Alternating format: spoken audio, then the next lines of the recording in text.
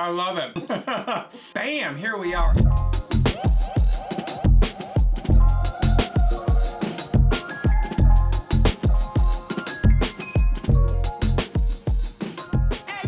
Yo, I am super fired up today. This is my style of cooking that I love to do at home. It's quick, it's fast, easy. It is a spicy miso garlic noodle. Let's go. This is one of my favorite ways to cook vegetables. We have a cast iron pan over high heat. We're gonna put the cauliflower floret directly down in a dry pan. We're gonna char all the sides of the floret. We're gonna season with salt. And at the very end, we're gonna turn the heat off. We're gonna add 1 tablespoon of olive oil. We're gonna toss the cauliflower florets in the oil and continue to cook over the residual heat in the pan for 2 minutes. Remove the charred cauliflower florets, place them in a bowl. We're gonna season with mushroom powder. I tend to use the Trader Joe's version. It's a delicious powder that suits this dish perfectly. It has a little bit of spice, a little bit of salt, and a ton of umami flavor. Toss the coat, set aside. It's time to start prepping the vegetables for the base of our sauce. I love this trick. I layer the shiitake mushrooms in a shingling style fashion. You start at one end and you just start slicing all the way through, and you can bust out like 7 shiitakes like bam. Step 1 with the ginger is peel it. Step 2 with the ginger is slice it thinly. Step 3 with the ginger is julienne the slices. And step 4 is to turn the julienne slices into very fine dices.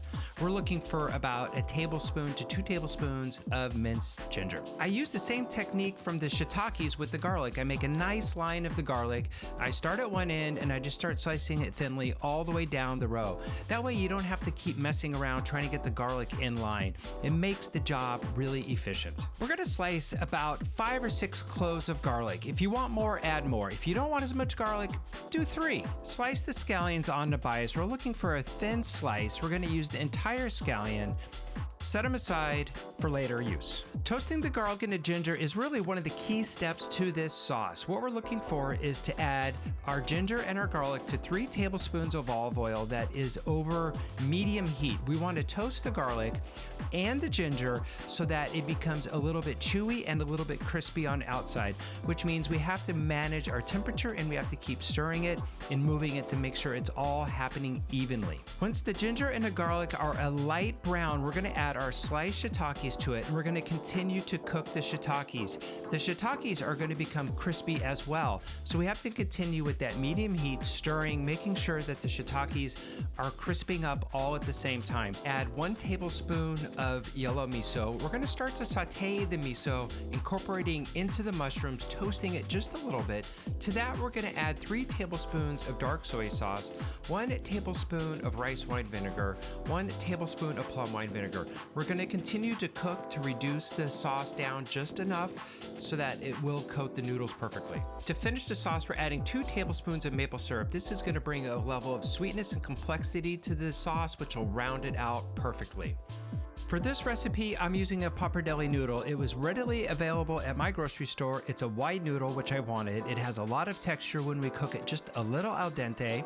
You could use any type of noodle you have on hand, spaghetti, fettuccine, even an udon noodle if you have it. And cook it a little al dente because we're gonna finish the pasta in our sauce. We're gonna take the pasta directly from the water and place it into the sauce. We're gonna lightly toss the noodles with the sauce. We're gonna hit it with our scallions. We're gonna hit it with our cauliflower florets. We're going to start tossing to coat the pasta and the florets. To finish the pasta dish, we're going to hit it with a couple dashes of toasted sesame oil. This is going to bring a really bright, fresh nuttiness to the dish. And then we're also going to hit it with, because I'm getting a little crazy here, a few more dashes of togarashi to really bring the spice and a little bit of citrus note to it. There's so many things I love about this pasta dish. Of course, we have the wide noodle, which is one of my personal favorites. We have yellow miso. We have shiitake mushrooms, and we have this wonderful baby cauliflower floret. But really what I love most about this dish is the ability to interchange ingredients. You could do roasted asparagus, you could do all mushrooms, you could add roasted tofu.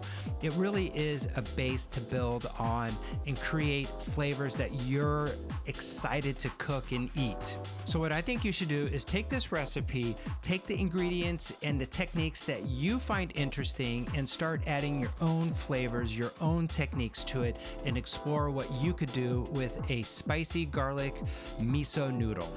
Yo, Julie's like, is this a noodle or is this a pasta? And I'm like, yo, it's whatever you want it to be. You need to have a quick go-to dish, and this is it. Woo! I just want to get in here and see what's happening. We're just gonna go. Straight away, that vinegar is just ringing through, and then all of a sudden, 1 or 2 seconds later, the heat really kicks in from the togarashi and the red chili flakes. Honestly, I'm so excited. This dish right here is one of the things that I love to cook. I love to cook Asian influenced food. Oh my God. So hit the like button, hit the subscribe button, check out thoseveganchefs.com, get going on the blog, leave a comment. If you have any questions, hit me up, I'll answer them. But I'm gonna get back to shoving my face with the pasta. See ya.